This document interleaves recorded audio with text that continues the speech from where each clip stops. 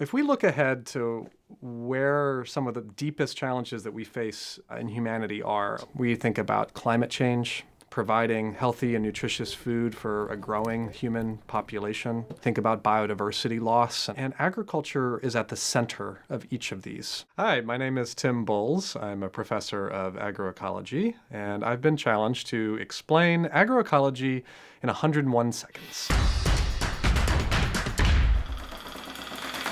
Agroecology draws both on the ecological sciences, how we understand how the natural world works, as well as the wisdom that farmers have accumulated over generations. And so agroecology is when researchers and farmers are working together in California to improve water quality for the 1 million Californians who lack access to clean water because their wells have been contaminated from agricultural runoff. Agroecology is when farmers and researchers are working together to develop innovative new techniques for controlling pests and diseases without using toxic pesticides. I didn't grow up on a farm. I loved science, I loved research, but I was working more in molecular biology, biophysics. I was doing all this deep lab work, but I was also working on living wage campaigns on my campus and thinking about kind of economic justice issues.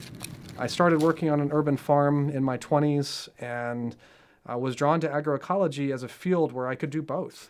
We have an amazing resource here at Berkeley called the Oxford Tract, about an acre of land downtown Berkeley, a 5-minute walk from campus, where you can participate in both, like through my class, agroecology, SPM 118. Our lab section is about kind of growing a polyculture of different crops, learning some of the basics of plant care and transplants and how to take some basic field measurements and make observations. Students then get to harvest food at the end of the course. Berkeley is a great place to both get that solid conceptual and theoretical foundation, as well as actually go out and get your hands dirty and experience soil and bees and the beauty of these systems directly.